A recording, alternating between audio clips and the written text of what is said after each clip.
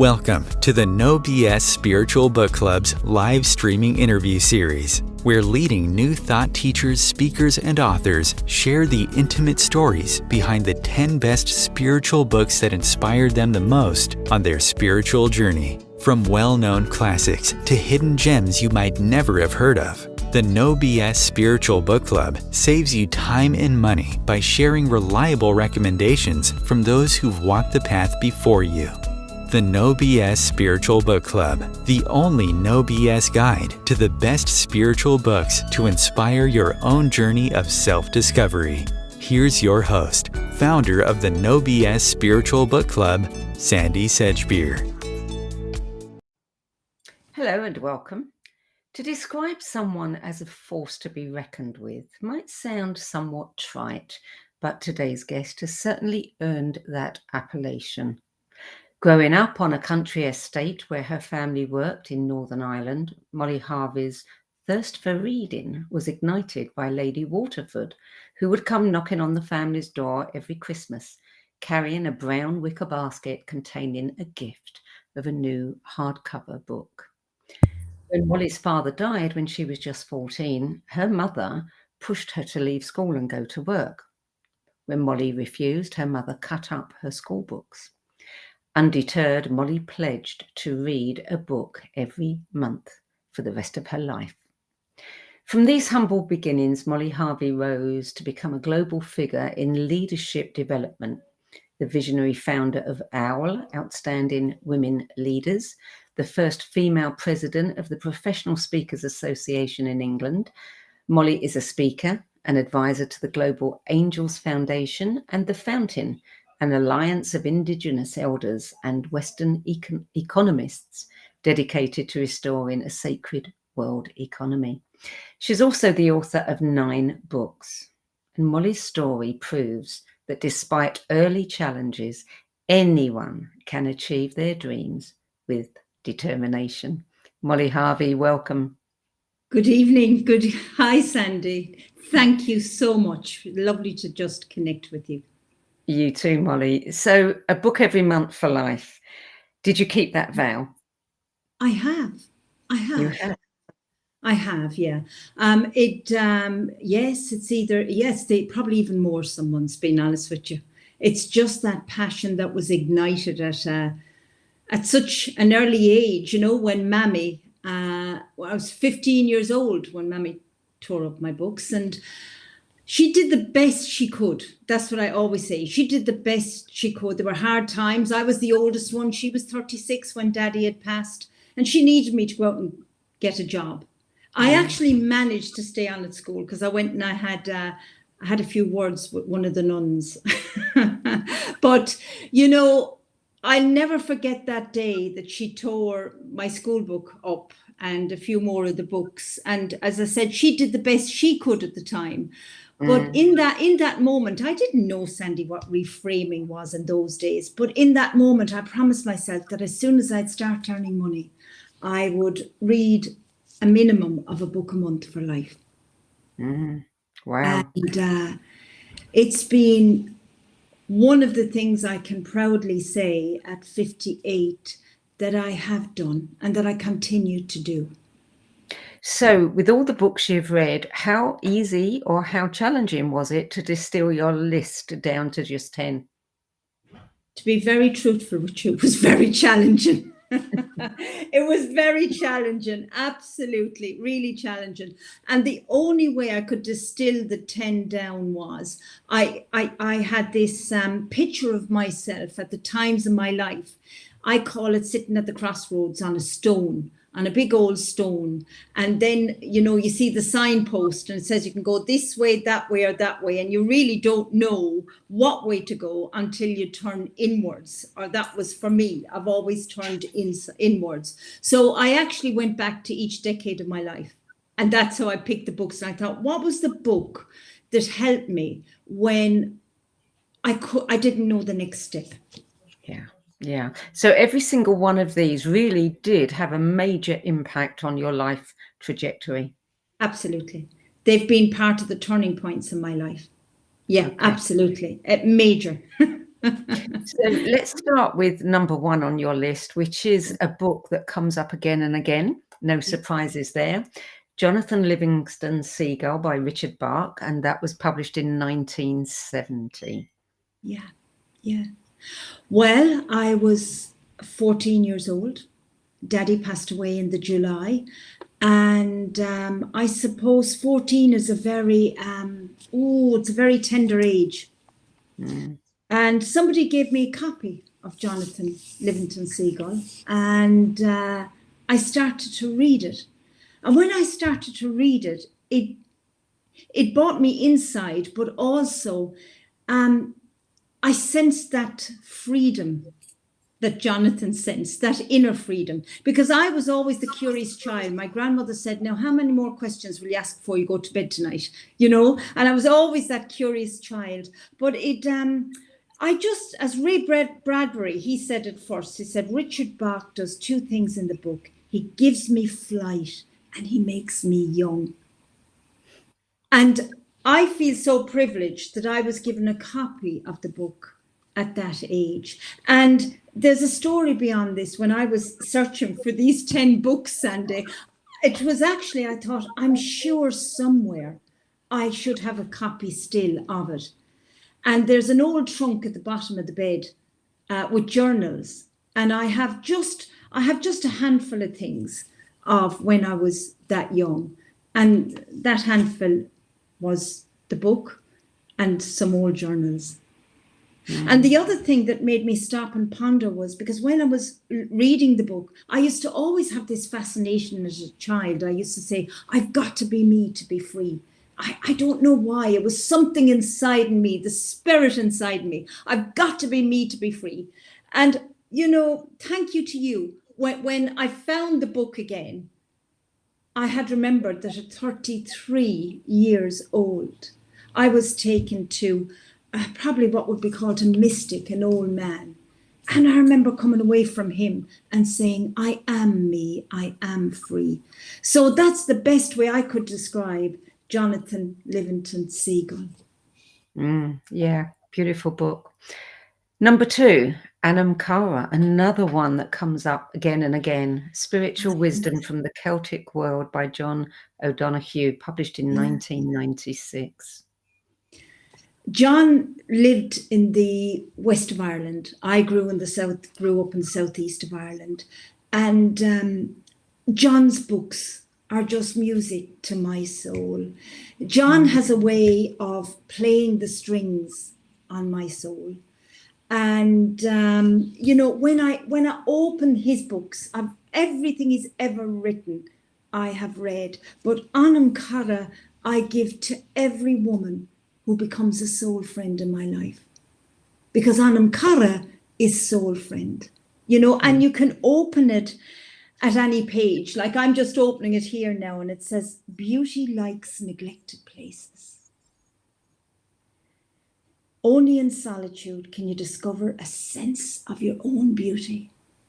You see, he just had that way. He had the soul's language and in all his writing, but in Anam Cara in particular, you know, I think it's the threads that goes through his veins being Irish. You know, we're brought up in mystery and mystique and that spirituality, that deep sense of self. You know, I learned to see on the inside when I was 6 years old. I learned to turn inside. John has a way of bringing that out in his work. Yeah. You know, there's something that, you know, Ireland and the Irish have that I don't think anyone else has in the world. And that is such a sense of soul, something that is so deeply connected. You know, it's really beyond, I think, anyone else's understanding. You're making me smile there. I can remember being 12 years old and I saying to my grandmother, how am I going to get a job? I only want to work with the soul. And my grandmother said to me, stop speaking to them fairies. And she said to me, I've bought you up too much, she says, around the fire, she said, and all the fairies. And I said, but Nanny, I only want to work with the soul. Yeah. And I suppose in a funny sort of way, all of my life, I don't know what it is, because I suppose it's like it's the first food we're given. As soon as, it's like that rice, but it's rice for the soul when you're 3 or 4 months old. Yeah. And I suppose it's the wisdom, it's the inner wisdom. And we're taught to put our eyes on the inside from an early age. And John has the way, as you know, John has the way of the poetry, the music. He's a scholar of the soul. John, that is a very good term, actually, scholar of the soul. Yeah. He's a scholar of the soul. So book number 3, hearing what you've just said, we understand why book number 3 is on your list. It is Silence, The Power of Quiet in a World Full of Noise by Thich Nhat Hanh, published in 2015. I have most of my life, from once I knew how to do it. I had the great privilege of my life, as I said, of growing up in a country estate in County Waterford, So my friends were horses and the dogs and the land. And there wasn't a lot of small children around me. So it was all the adults were the wisdom keepers, But I learned about silence in the early morning. I then learned very young that actually I learn when the world sleeps. So that's through the practice of getting up early, and that's one thing that Thich Nhat Hanh has practiced is the power of silence in the early morning. My meditation was just very similar to his. It's a simple candle. Everywhere I go, the candle goes. The candle is lighting here this evening. And that's the world, and as he says, every day, ask yourself, am I empty or am I full? And too often today, we're full. We're full of the outside noise. We're full of everybody else's opinion. Whereas I've learned that when we turn inside to the flame of the inner cathedral, that's the soul, that's where the silence is.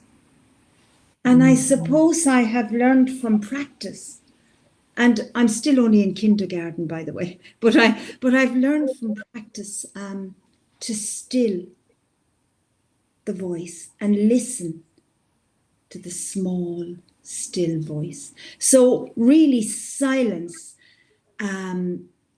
that book, more than all these other books from me, has been that thing. It's that quest to learn to switch off the outside noise. That's interesting, synchronicity. I read a news item, I think it was yesterday, about the power of silence and how we really need, to be alone, to spend time alone, because that's when we can really go inwards and reflect on things. And of course, in the world we live in today, it's very hard to find that alone time. Absolutely. And I only write in silence, by the way. And I never write in the day. When I'm called to write, I'll only write, I'll start at 3 or 4 o'clock in the morning until that book's finished. Yeah. But then maybe that's when I'm empty enough. I don't know, Yeah. And it's the whole thing of practicing. I suppose the word today is used as mindfulness, isn't it? Really? Yes. Yeah. Practice mindfulness. I like the words, contemplation and reflection. Yes. I think that they're really powerful things to, gifts to give ourselves, time to contemplate and reflect. Absolutely. And I think the time to question ourselves, and that's what you do in contemplation. Yeah. Because otherwise our life is just full of noise. Yeah. Very true. Yeah. So the next book, you've read this book 43 times. It is Zero Limits, The Secret Hawaiian System for Wealth, Health, Peace and More, Joe Vitale, published in 2007. 43 times. Yes. That's a lot. And I've just started the 44 times after taking it out when I was looking at the books, and I thought, I have never read any book like it. And it's so simple, but so phenomenal and so life-changing. And it was given to me, I can even remember, November, I think around the 27th of November, 2007, by a fellow teacher called Gary Plunkett, who's passed now into spirit world. He passed away at 50, I was about 56, he was. And he was a Hawaiian, he studied it, and he gave it to me in 2007. He said, read this, Molly Harvey. And I just was blown away. I was just blown away about this ancient methodology of 4 sentences. I love you. I'm sorry. Please forgive me. Thank you. But it's not 4 sentences. It's another discipline that I've integrated into my life. I have that even as I'm speaking to you now, playing on a recorder somewhere in my head, because it's just become part of my life. And that's Hopahuna. And it was Dr. Lee Hulen.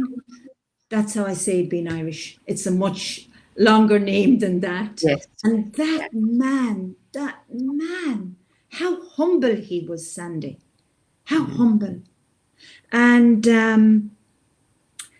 it takes you back to zero. I especially use the work of this when I'm challenged, when I meet conflict, and when I have met grief and challenge, and my soul has come knocking at the door. I even use it every night as I go to bed. It's my last words. I use it when I wake up in the morning in silence. And I couldn't even tell you after 43 times, but the magic of it clears me back to zero. And zero to me is consciousness. So each time you read it, do you get something different, or is it just a reminder? Each time I read it, in fact, I buy so many books. This is how the books, but I've kept the original, and I buy the books again. And I haven't bought the book 43 times myself, but I have bought it maybe 5 or 6 times. I never have ever read it, but there's, what's going on in me that's coming up in him and her? How can I be 100% responsible? What a great question to ask yourself. Divine intelligence, it's within us. It's not out there or through anybody else. It's within you and me. But why do we go looking for it on the outside? So, just here's the last piece. There's 2 ways to live your life, either from memories or from inspiration. And I believe that 55 minutes out of every 60 minutes, that 55 minutes we're either talking from something of memory, the past. And if we're lucky in every hour that we live, if we're lucky, we'll be in the present and the future and inspired. Well said. So that book 43 times. And now can I just say I'm into the 44 time. That's got to be a record, I think. Yeah. And I learn all the time. So book number 5, Present Over Perfect, Leaving Behind Frantic for the Simple, More Soulful Way of Living by Shaunanist, published in 2016. Probably the book I wish I'd written. Because leaving behind the frantic for a simpler life. I live two lives. I live a very busy life on the business side, and then I have the other side, which is the humanitarian side.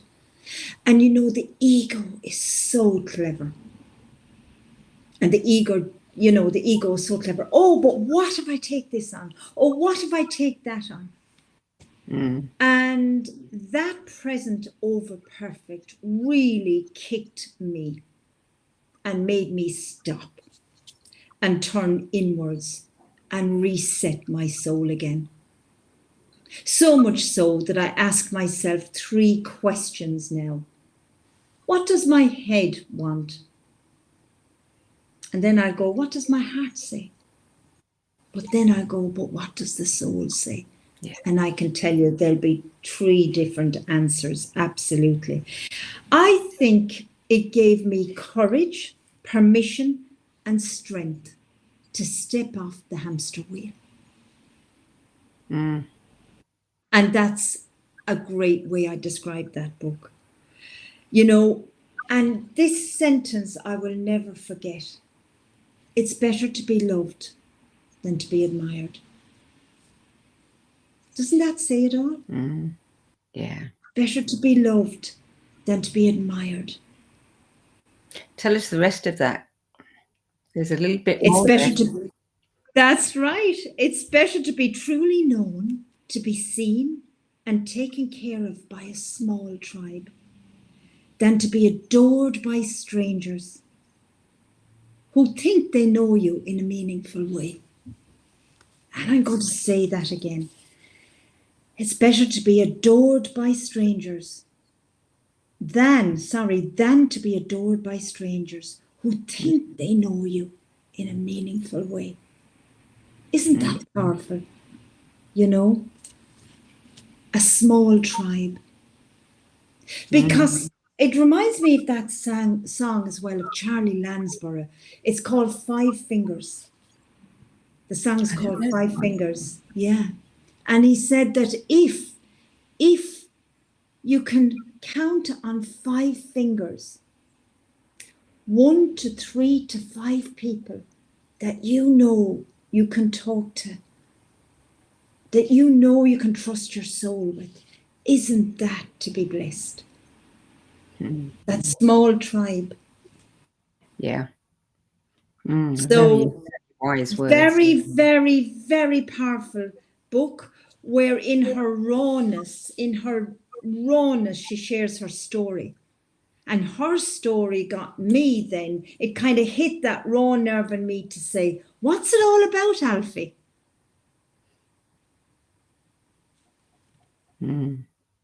So, present book number 6 is The Magic by Rhonda Byrne, published in 2012. Okay, yeah, book number 6. What did that do? Right, that did gratitude at a whole other level. The other thing about Rhonda Byrne's book on the magic is it's very practical, because every morning you'll bring it with your morning journal, and every morning you'll do a very small chapter of it.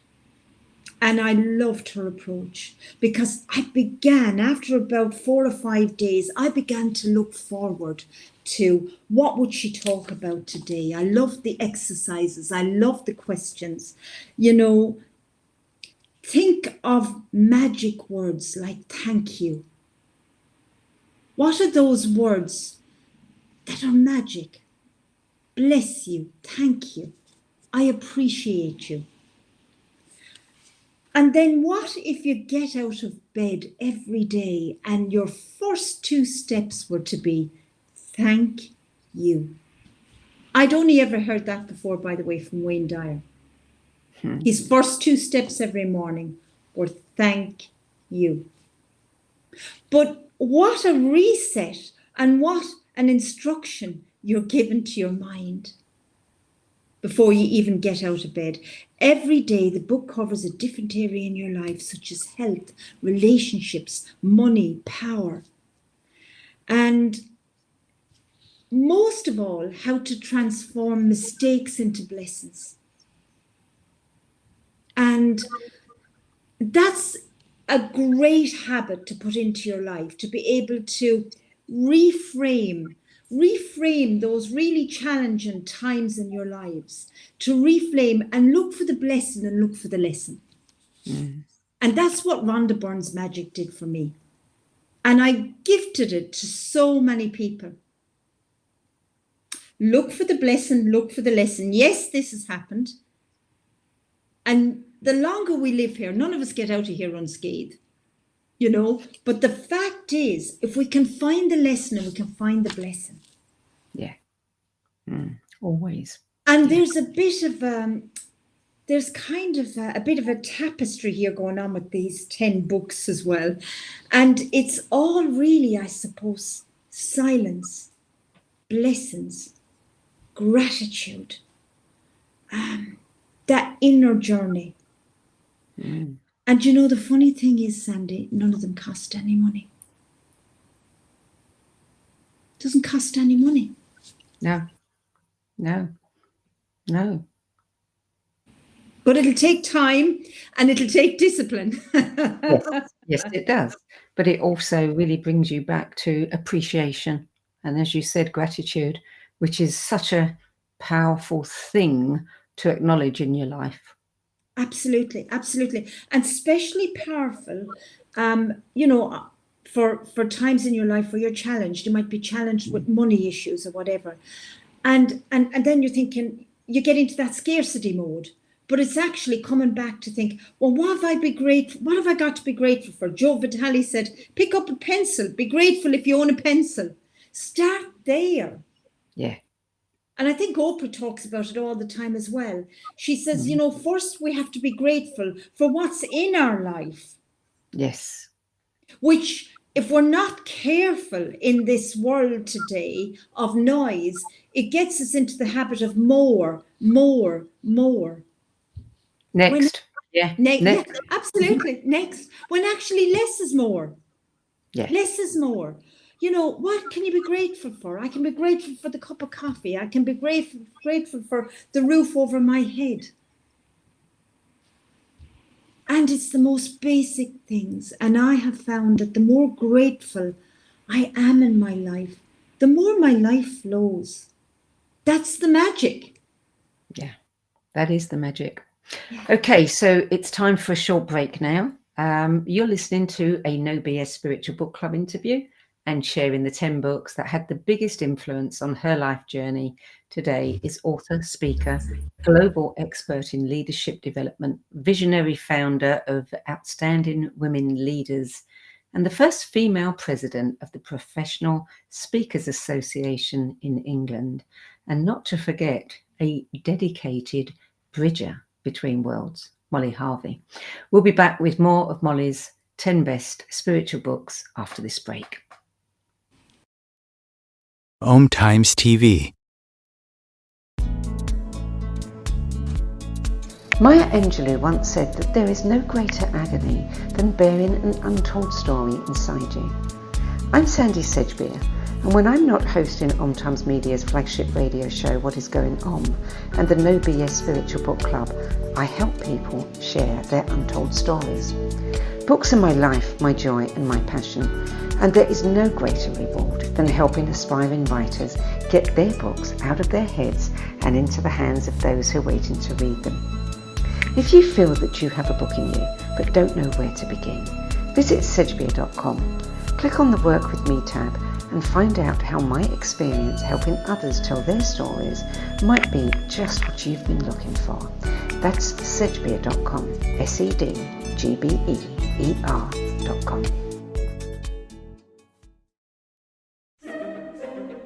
Imagine becoming a super influencer. Reinvent yourself, invest in your brand, and then manifest your success with a robust spheric approach. Om Times Media and Broadcasting offers a unique and multifaceted way to become the spiritual and conscious influencer you deserve to be by putting your message across our powerful platform with its proven record of integrity and excellence. Through our produced shows, Om Times offers the opportunity to become a social media TV personality, a radio show host, an Om Times magazine columnist, and a syndicated podcaster, all in one shot.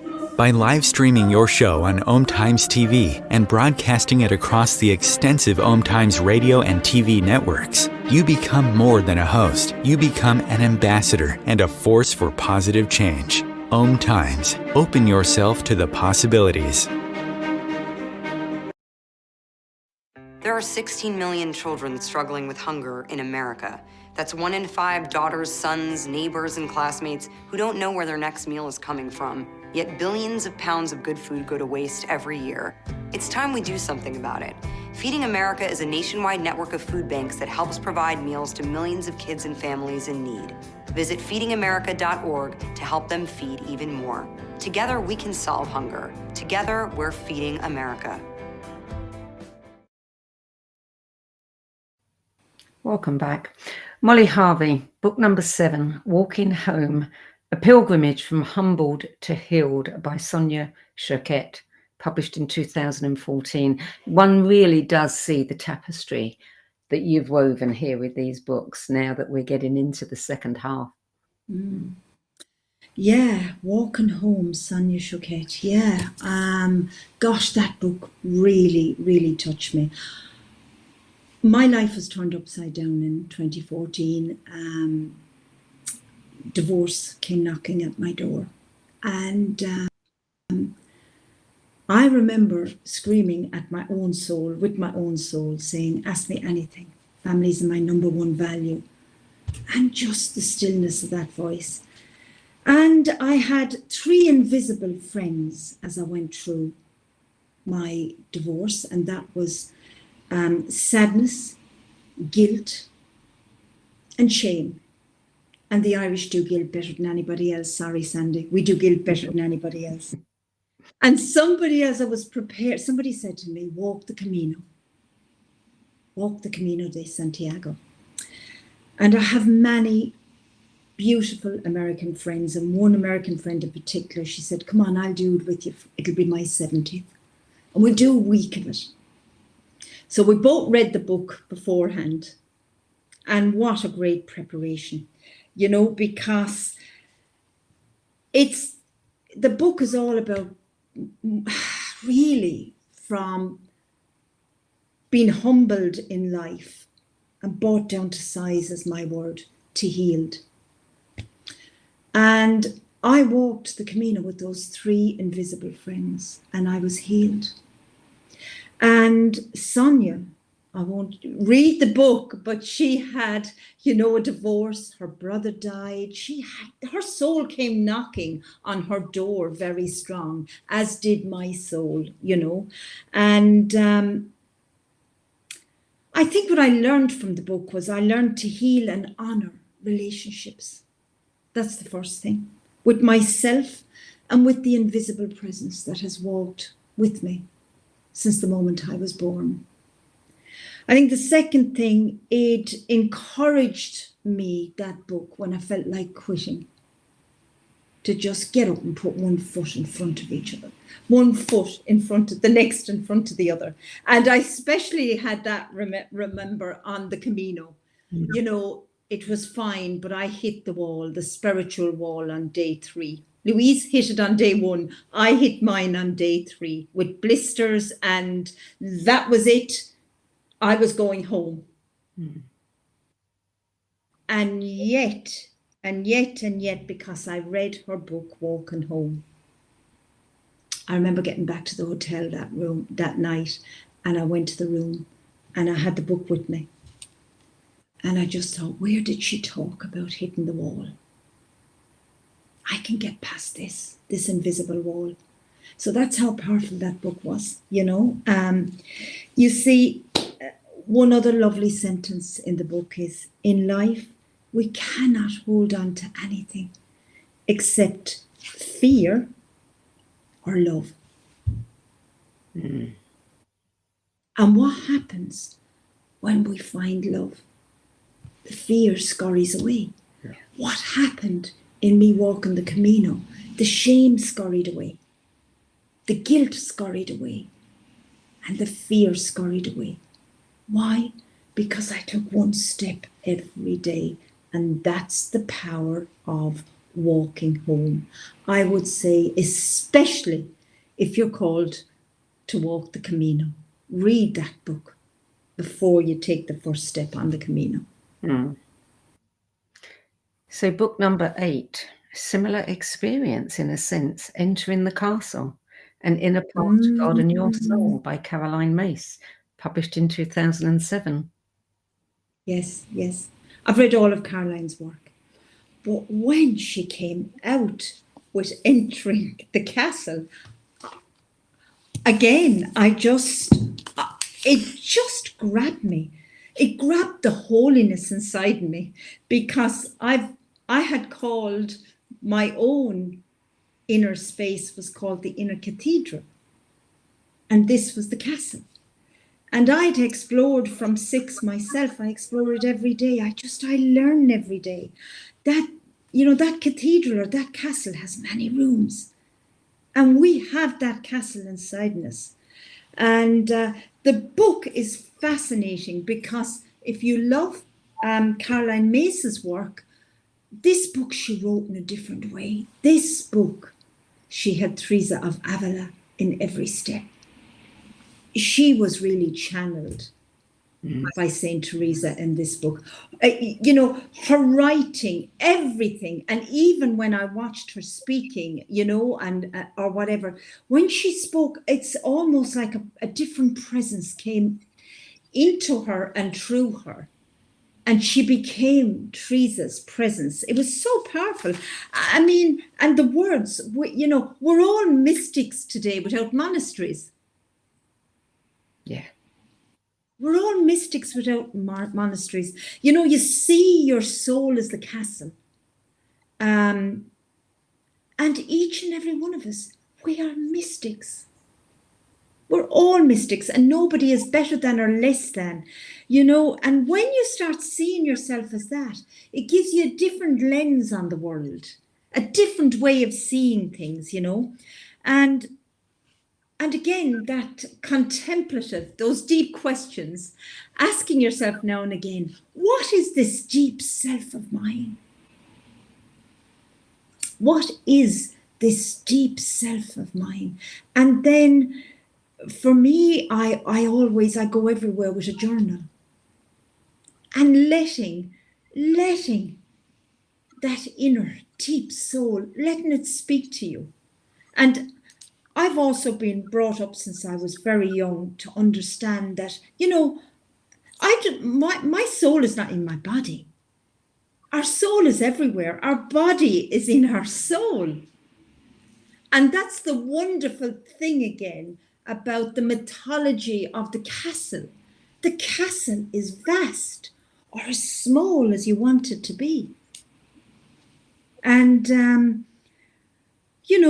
all that we experience today has its purpose in tomorrow's events.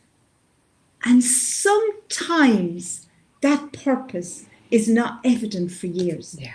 Sandie, all of my life, I think I was even being prepared for us to have the connection that we're having today. Yeah. There's no such thing as a coincidence. No. It's that tapestry, and we all have a tapestry, and every day that we wake up, we get a chance to, to just sew another bit into that tapestry. And that becomes our life.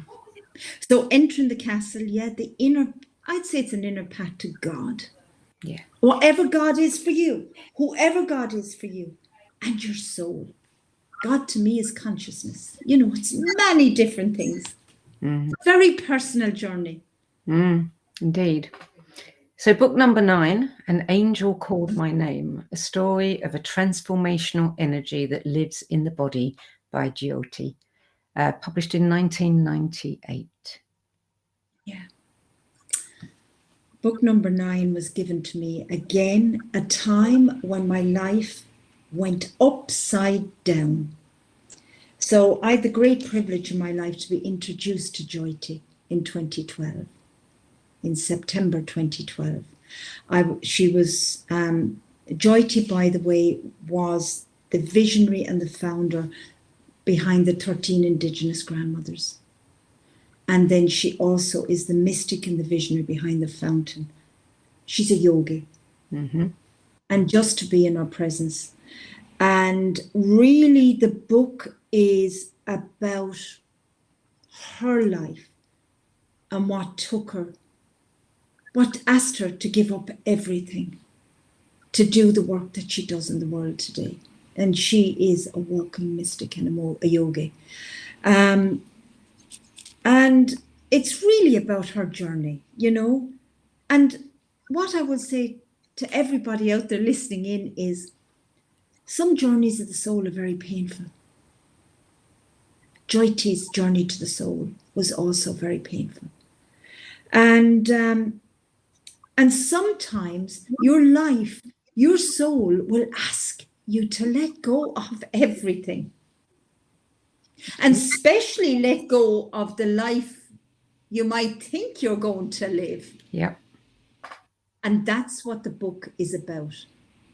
What her body went through, what the soul asked of her. And I would say how every day, if you're being called right now, because there's such an awakening across the world more than ever before, how can you wake up and say yes? Because your soul will come knocking for you. And then one day it'll knock and it won't go away anymore. It will knock until you open the door. And an angel came knocking for Joyty. It's a beautiful book, but it's a very deep book about, you know, each chapter is like the death of awakening, the seduction, jumping into the void, the dark night of the soul, entering the heart, pregnant with God, circles closing. Just in those words, it gives you a snapshot of the beauty of that book. And I feel so blessed And that's that she entered my life. First time that book has appeared on this show. Right. Thank you for adding it. Oh, thank you. So Well, your final book Yes. is, I mean, you describe this book as a spiritual guide to help people open up to the union of love. It is Change Me Prayers, The Hidden Power of Spiritual Surrender by Tosha Silver, published in 2017. I think with her work, what I learned as well is that the ultimate illusion in this life is to think we can own anything. Because really, we're just custodians, guardians, and we get carried away being owned by everybody else, owned by the mortgages, owned by the debt, owned by everything else. And Change Me Prayers is one of those, it's the simplicity, Sandie, of the book, of how she encourages you as well to write your own prayers. Write your own prayers. Or maybe, here's a different thing. What if our life is a prayer? Our life is a prayer, Sandie. And everything and every, you know, and again, you know, it doesn't have to be, start with 5 minutes in the morning, move it to 10 minutes and 15 minutes. Ask the universe to use you that day. You know, universe, use me today. And also the Change Me Prayers brings you back to your own sense of self. And remember that, you know, don't let anybody else change you. Are you willing to be worth it? Are you willing to own your presence, own your medicine, and own your power? Because when you are, the world comes to you. And it's that discipline of prayer, whatever prayer is to you, because prayer again to me is it's very powerful and it's very, very private. Very personal. Very personal, very personal. You know, I talk to the divine the same as I'm talking to you, and I give out to the divine the same way as I'm talking to you as well. You know what I mean? It's just a very personal. And I just say, find your own way. And I think that's what this book, Change Me Prayers, that's what Tasha does. I think it'll be a very personal journey when you read her book. So if of those 10 books, you wanted to give one to someone that you cared for, a young person who was just starting out on their spiritual journey, which one would you give them? Oh, goodness me. Now you've really caught me. Which one I give them standing, going out? I'd actually probably give them the one on silence. Because I think when you learn to see on the inside, you learn to truly see on the outside. And then you put your eyes on the inside, looking out at the world as a different place. You know, because, yeah, I do a lot of work on leadership across the world. And I say to people, be the leader you want everybody else to be. That's it in a sentence. Be it. And it's, you know, what do they say, Sandie? The shortest journey we will ever take is from the head to the heart. And yet so many of us never take it, do we? And it's the shortest journey. You know, and I'd say to a young person, always ask yourself, what does my mind want? What does my heart want? What is my soul? What does soul want? And then I look back now from an early age, I think I found that silence in the early morning. And through that, I learned to discern the inner voice. And the inner voice for me, and again, it's very personal, it's very quiet. It always is very quiet. Never comes and demands. It never roars, it never shouts. It just comes to me very, very quiet. And I would encourage any young person right now, find that still inner voice. Find their inner sat-nav. Live by it. Let that become your compass in life. And many times it will say to you to walk away or to be still. Always honor it. And when you honor it, I promise you, you'll one day get to 58 like I am. And you'll say, do you know what? I have always followed the call of the soul. Well, the call of your soul and the journey that you've taken, you know, and looking at your book list, you'll never be alone, because you've got all of this inside you and you know that interior so well that you couldn't possibly ever be lonely. Yes. You are never alone when you have that invisible presence with you. It's funny, I did have a tear only last Saturday. I was putting up for Christmas along the banister. You know, I was just putting up all the Christmas wreath. And just for a moment, I had a stab of what I thought was aloneness. Because I have two beautiful children. One's in Australia and the other's in Ecuador. And I thought, oh, but normally to have the children here with me, and this Christmas I won't. And then, as you rightly said, I just almost heard the little voice saying, what? You have the invisible presence. You're never alone. Because when you think of it, we come into this world alone. And when the time comes to go, we'll take that breath in and we'll breathe out our next breath in the next world. But we will do it with that invisible presence. Yes. So you have many, many achievements. You know, we've just talked about a few of them in your life. What are you most proud of?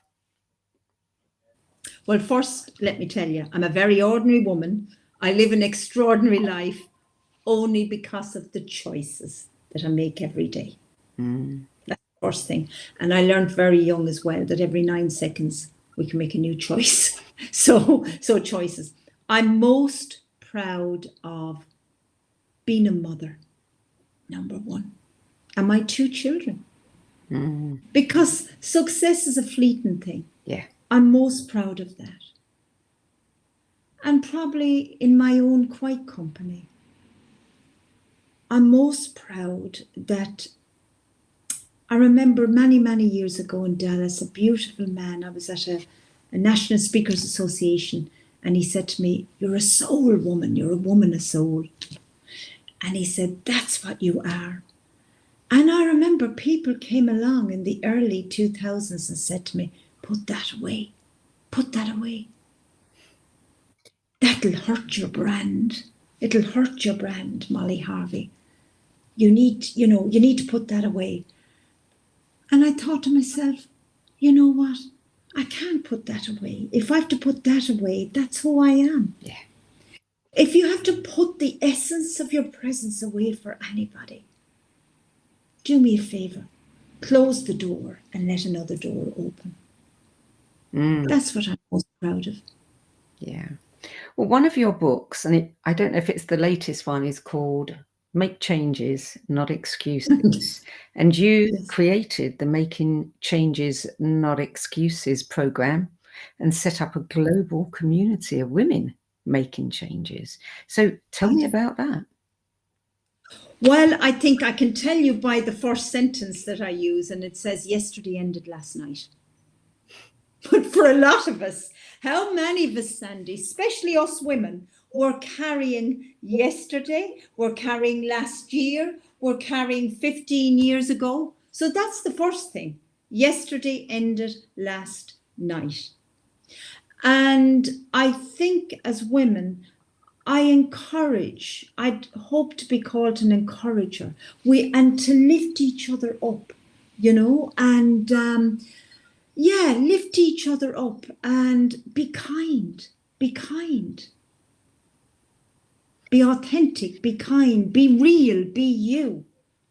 Because we wear so many different masks today. We have so many different faces. But make changes, not excuses, is also encouraging you as a woman to get out of your own way. Because I say to people, nobody will ever doubt you. The only person who'll ever doubt you is yourself. And if you could see what I can see in you, you'd never doubt again. You see, until I was 13 years old, and this is going to sound strange, I thought everybody else could do it. Because, as children, we see things, we're open. I could not tell you what somebody wore, but I saw the essence of the presence. I saw the soul. I saw the vibration of the soul. And I can remember in the little village in Ireland, down from the estate, an old woman told me once to put it away. She said, "You need to put that stuff away." And now today, more and more, it's almost becoming more a place on everybody's lips to talk the word vibration or frequency or whatever. But not so long ago, Sandie, when you and I were growing up, it was a bit woo-woo,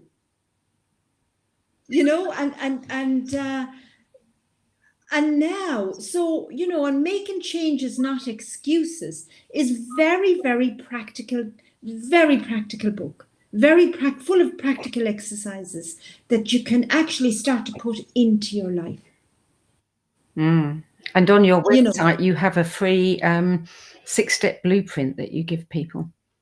Absolutely. They don't even need to buy the book. They can you'll get it from the blueprint. Get on the website, mollyharvey.com on the website, and just please use it. The other thing is, listen to the words that come out of our mouth, because our words have energy. Our words have color, actually. And there's a color to that vibration. And be careful, and I would say, get yourself an excuse box or an excuse jar. Put it on your kitchen table. If you have young children, get the children to do it as well. Or, you know, and then for 21 days, every excuse you hear coming out of your mouth, write it in a piece of paper, throw it in the jar. And every time you use the same excuse, throw it in the jar. And then you'll have a big wake-up call after 21 days, because you'll be able to count how many times you've used the same excuse. Yeah. And that's how practical the book is. The excuse jar is just one little gem in it. And make it simple. I love the whole idea of that. And I love that you are doing that for women. Not that I have anything against men, but I think that many, many women are brought up to use excuses all the time. And they're told, you know, what they can't do much more than they're told what they can do. So, yeah, thank you for doing that. We're almost out of time, Molly. Very, very quickly, one last question. Give me a very short answer. What is left for you to do?